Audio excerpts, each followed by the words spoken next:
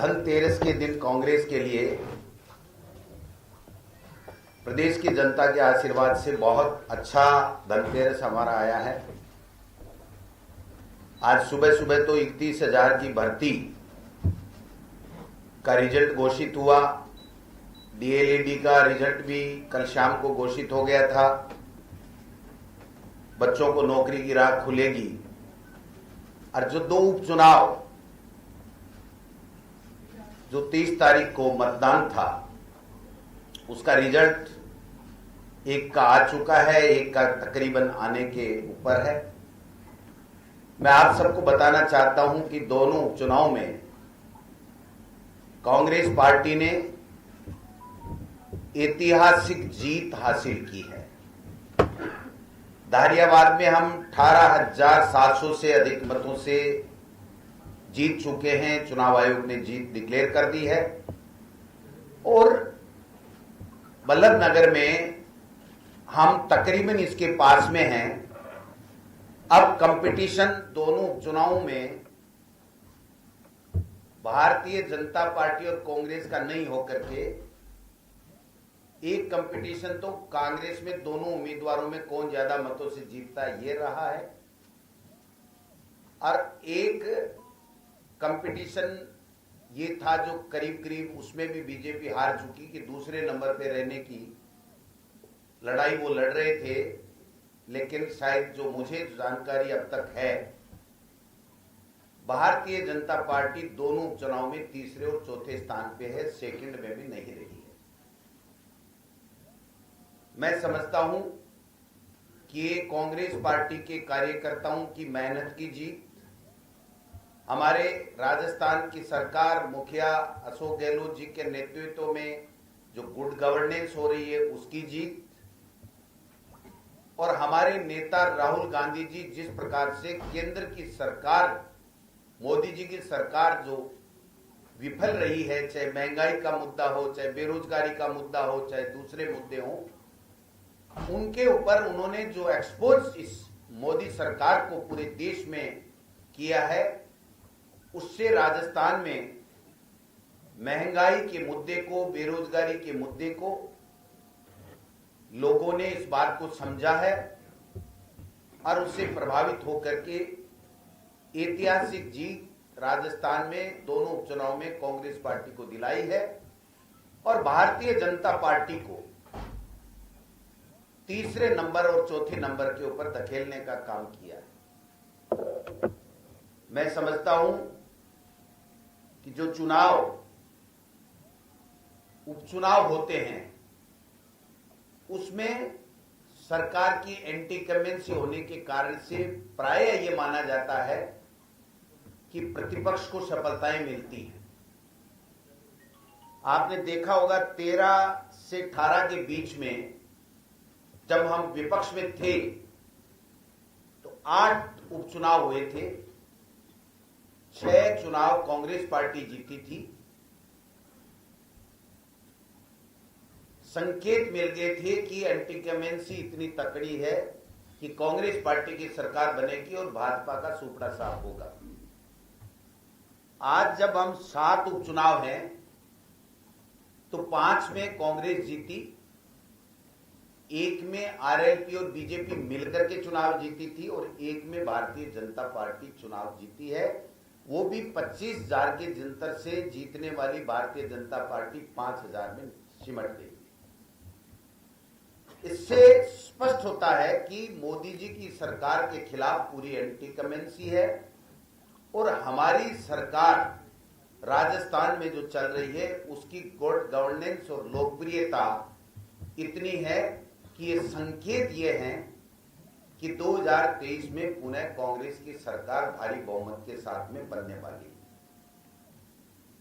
मैंने पहले भी कहा था कि भारतीय जनता पार्टी में केवल आज की तारीख में एक कंपटीशन चल रहा है, एक एजेंडे के ऊपर वो लोग बात काम कर रहे हैं कि अपनी लीडरशिप को क्रेश करो, चाहे भारतीय जनता पार्टी दोबारा यहां जिंदा रहे या नहीं रहे इस बात की परवाह नहीं। और मैं समझता हूं इस कंपटीशन में वो सफल रहे कि भारतीय जनता पार्टी प्रतिपक्ष में होते हुए भी जनता के मुद्दे नहीं उठाए, सरकार की योजनाओं के लिए कोई कमी खामी नहीं बताए, बल्कि आपस में लड़ करके झगड़ करके अपने आप का सर्वनाश कर ले, इस दिशा में ये लोग बात चल रहे हैं। खुद भारतीय जनता पार्टी के प्रदेश अध्यक्ष जी का मैं अभी मीडिया में सुन रहा था, उन्होंने ये कहा कि तात्कालिक मुद्दों के ऊपर चुनाव हुआ है, तात्कालिक मुद्दों के ऊपर चुनाव हुए और हम हार गए, तो मैं उनको बधाई देना चाहता हूं, धन्यवाद देना चाहता हूं कि उन्होंने इस बात को स्वीकार किया कि तात्कालिक मुद्दे राजस्थान में दो थे। एक तात्कालिक मुद्दा ये था कि सरकार बहुत बेहतर और अच्छा काम कर रही है, गुड गवर्नेंस है, अच्छा बजट है, अच्छा कोरोना का मैनेजमेंट है, अच्छी लॉ एंड ऑर्डर है। और दूसरा मुद्दा जनता के बीच में यह था कि केंद्र की मोदी सरकार की महंगाई ने कमर तोड़ दी, बेरोजगारों को रोजगार नहीं दे रहे हैं, आर्थिक नीति हमारी फेल है, विदेश नीति हमारी फेल है, और किसानों के लिए जो 3 काले कानून बड़े उद्योगपति मित्रों को फायदा देने के लिए लाए, उससे किसान परेशान है और वो आक्रोशित है सरकार के खिलाफ। ये 2 तात्कालिक मुद्दे थे जिनके ऊपर हमें मत मिला है और उनको भारी असफलता मिली है। तो स्वयं जब स्वीकार कर चुके और ये बात सर्वविदित हो गई है कि भारतीय जनता पार्टी में जो इतनी लड़ाई है, जहां जहां भी राठौड़ साहब जाते हैं, पूनिया जी से पहले, प्रदेश अध्यक्ष से पहले भाषण देते हैं, प्रेस कॉन्फ्रेंस 1 मिनट पहले करते हैं, फिर पूनिया जी करते हैं। गुलाब चंद जी कटारिया साहब के कहने से टिकटें नहीं मिलती हैं, वो कहां क्या बोल जाते हैं ये उनके ध्यान में नहीं रहता है। श्री राम के लिए क्या बोल जाते हैं, कन्हैया का स्वर्गवास हो गया एमएलए साहब का, उसके लिए भी उन्होंने किन शब्दों का प्रयोग किया था मैं दोहराना नहीं चाहता। एक बात जो विशेष रोचक सामने आई है वो भी मैं शेयर करना चाहता हूं आपके सामने कि भारतीय जनता पार्टी के यहां के लीडरशिप ने केंद्रीय नेतृत्व को ये दोनों ही नाम नहीं भेजे थे जिनको टिकट मिली है। यानी केंद्र के नेतृत्व को भाजपा के प्रदेश नेतृत्व के ऊपर, इनकी कोर कमेटी के ऊपर कोई विश्वास नहीं है। उन्होंने अपनी मर्जी से ये फैसले करके और यहां पर भेजा, तो जो आपस में इनमें प्रदेश की भाजपा की इकाई में झगड़े हैं, उनसे ज्यादा प्रदेश बीजेपी और केंद्र की जो बीजेपी है उसमें भी समन्वय का अभाव है। एक दूसरे पे विश्वास नहीं कर रहे हैं। हमारी बात, राहुल गांधी जी की बात बहुत साफ और स्पष्ट हो रही है कि केंद्र में मोदी सरकार हिटलरशाही शासन कर रही है, न अपने नेताओं को, स्थानीय नेताओं को पूछ रही है, न अपने सीनियर लीडर जो केंद्र में बैठे हैं उनको पूछ रही है। केवल नरेंद्र मोदी और अमित शाह अपनी मर्जी से फैसले कर रहे हैं। और जो बल्लभ नगर की टिकट मिली है, आप और हम सब जानते हैं कि कितने में क्या हुआ, मुझे बताने की आवश्यकता नहीं है। तो जब कोई पार्टी इस तरह से प्रदेश नेतृत्व के खिलाफ फैसले करने लगे, कोई पार्टी केंद्र में बैठ करके हिटलरशाही शासन करे, जनता के मुद्दों से सरोकार नहीं रखे, कोई पार्टी अपने ही नेताओं को क्रेश करने में लग जाए, तो उस पार्टी का खात्मा निश्चित है। तो मैं तो इतना ही कहना चाहूंगा कि हम लोग 18,000 से ऊपर चुनाव गाजियाबाद में कांग्रेस पार्टी के कार्यकर्ताओं की मेहनत के कारण से जीत चुके हैं। आदरणीय खाचरियावाद साहब पहले दिन से वहां के इंचार्ज मिनिस्टर थे बल्लभ नगर के, इन्होंने शानदार वहां पर व्यवस्थाएं की और गांव-गांव में घर घर में जाकर के सरकार की, हमारी लोकप्रिय सरकार की योजनाओं को बताने में सफल रहे। और भारतीय जनता पार्टी की केंद्र की सरकार, जो मोदी जी और अमित शाह दो व्यक्ति चला रहे हैं, उनकी जो खिलाफ जो मुद्दे थे, चाहे वो किसानों का मुद्दा हो, चाहे महंगाई का मुद्दा हो, चाहे बेरोजगारी का मुद्दा हो, चाहे आर्थिक नीति का मुद्दा हो, चाहे विदेश नीति चाइना ने जो कब्जा किया उसका मुद्दा हो, उनको बताने में सफल रहे। यहां पर भी धारियाबाद में भी हमारे अशोक चांदना जी, हमारे बामनिया जी, धर्मेंद्र जी राठौड़ और तमाम हमारे जो रामलाल जी एमएलए साहब, महेंद्र जी मालवीय जी, तमाम लोग वहां पर, डूंगरपुर के जिला अध्यक्ष खोडनिया जी, तमाम लोगों ने बहुत अच्छी मेहनत की। और बल्लभ नगर में भी प्रमोद जैन भाया जी और खाचरियावास साहब के नेतृत्व में जिन जिन लोगों की भी प्रदेश संगठन ने ड्यूटी लगाई, उन्होंने लोगों के बीच में जाकर के सरकार की जो अच्छी योजनाएं थी उसको बताने का काम किया और केंद्र सरकार की विफलताओं को बताने का काम किया, जिससे ये परिणाम आया है। कल जिला परिषद के दोनों चुनाव में हम बहुत अच्छे मतों से जीते और प्रधान उनके 22 में से 6 बने, वो भी फिर उप प्रधान में 4 में आकर के टिक गए। तो उनका ग्राफ धीरे धीरे नीचे जा रहा है। और 3 साल पूरे होने के बावजूद भी कांग्रेस की, हमारी सरकार और संगठन के तालमेल के कारण से हमारा ग्राफ ऊपर जा रहा है। और जिस प्रकार से हमारे नेता राहुल गांधी जी प्रधानमंत्री और केंद्र की सरकार को विभिन्न मुद्दों के ऊपर एक्सपोज करने का काम कर रहे हैं, मैं समझता हूं पूरे देश में इस तरह का माहौल बन चुका है कि भारतीय जनता पार्टी और एनडीए सरकार अब दोबारा जब भी चुनाव होंगे वो नहीं आ पाएगी। कांग्रेस पार्टी सोनिया गांधी और राहुल गांधी के नेतृत्व में पूरे देश में पुनः भारी बहुमत के साथ में आने वाली है।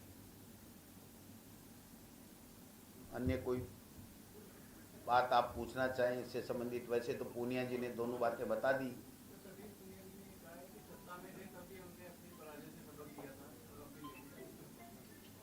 जिम्मेदारी तो तय करो, जिम्मेदारी तो तय करो, जिम्मेदारी होनी चाहिए ना। वो तो जिम्मेदारी तय करने वाली पार्टी अपने आप को बताती है, मिस्ड कॉल से देश की और दुनिया की सबसे बड़ी पार्टी बनाती है।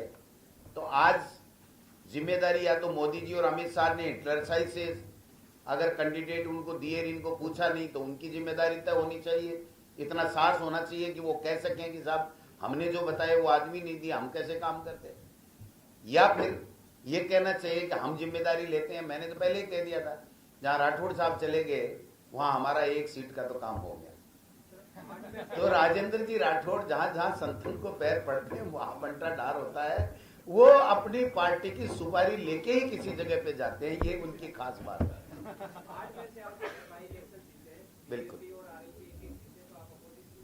नहीं, एक आरएलपी और बीजेपी संयुक्त जीती है और एक बीजेपी जीती है। इसका ये सीधा संदेश है कि सरकार की कोई एंटी कमेंसी नहीं है, लोकप्रियता बढ़ी है, हमारी सरकार अच्छा काम कर रही है अशोक गहलोत जी के नेतृत्व में। और 2023 में भारी बहुमत के साथ में दोबारा कांग्रेस पार्टी की सरकार राजस्थान में बनेगी। और कुछ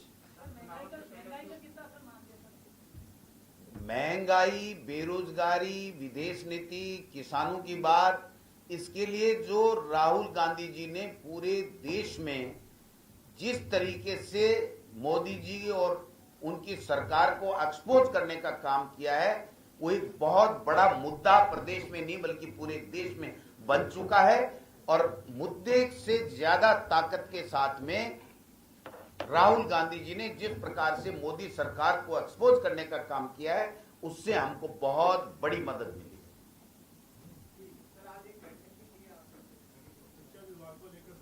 शिक्षा विभाग में काफी नवाचार और काफी घोषणाएं आज माननीय मुख्यमंत्री जी के श्रीमुख से होने वाली हैं। अभी थोड़ी देर में आप वेट कीजिए, अच्छी अच्छी घोषणाएं माननीय मुख्यमंत्री जी करेंगे। तो मैं समझता हूं कि जितने भी बिंदु कई दिनों से तैर रहे थे, हवा में चर्चाएं चल रही थी, लोगों की डिमांड आ रही थी, उनके ऊपर माननीय मुख्यमंत्री जी ने कई फैसले किए हैं और रीट का जो रिजल्ट जारी हुआ है वो तो अपने आप में ऐतिहासिक है। इनकी बोलती बंद हो गई। 31,000 परिवारों में दिवाली खुशियां लेकर के आई है। यही एक कारण था कि ये अगर हो जाएगा तो भाजपा की दुर्गति होना यहां पर निश्चित है, इसलिए ये इस तरीके का विरोध कर रहे थे। 18,000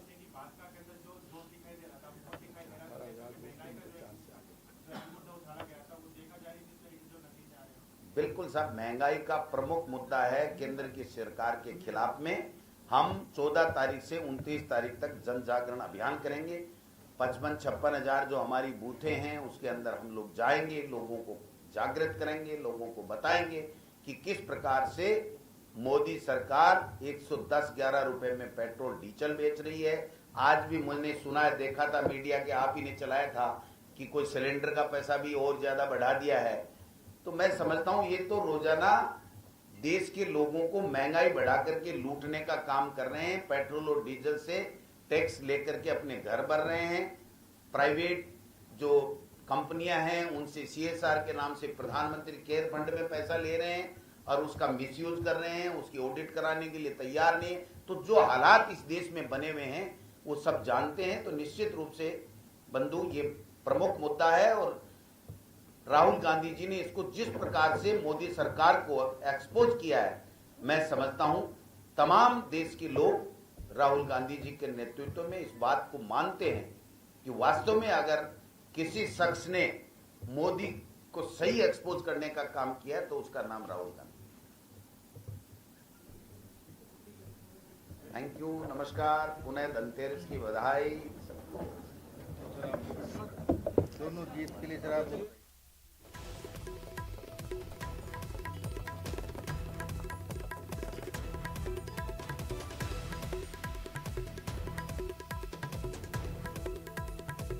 जैसा कि आपको बताया, जीत हासिल होने के बाद अपने अपने तरीके से जीत को डिफाइन किया जाता है। और PCC chief Govind Singh Dotasra press से मुखातिब थे। उन्होंने कहा कि बीजेपी जनता के मुद्दों को सही से नहीं उठा पाई और आपस में ही लड़ती रही और ऐसी स्थिति में पहुंची है। इधर सरकार ने गुड गवर्नेंस दिया जिसकी वजह से जनता ने सरकार के कामकाज पर मोहर लगाई। दिन भर आप ये महाकवरेज उपचुनावों के नतीजों से जुड़ा हुआ न्यूज़ 18 राजस्थान पर देखते रहे। हमारे तमाम गेस्ट जो हमारे साथ लगातार बने रहे। इस वक्त RR तिवारी जी, मनीष पारीक जी और महेश शर्मा जी भी हमारे साथ हैं और लगातार जो नतीजे आए हैं वो बिटवीन द लाइंस क्या कह रहे हैं ये वो बताते रहे। मैं शुक्रिया करता हूं इन तीनों का हमारे साथ जुड़ने के लिए और रुकेंगे एक ब्रेक के लिए।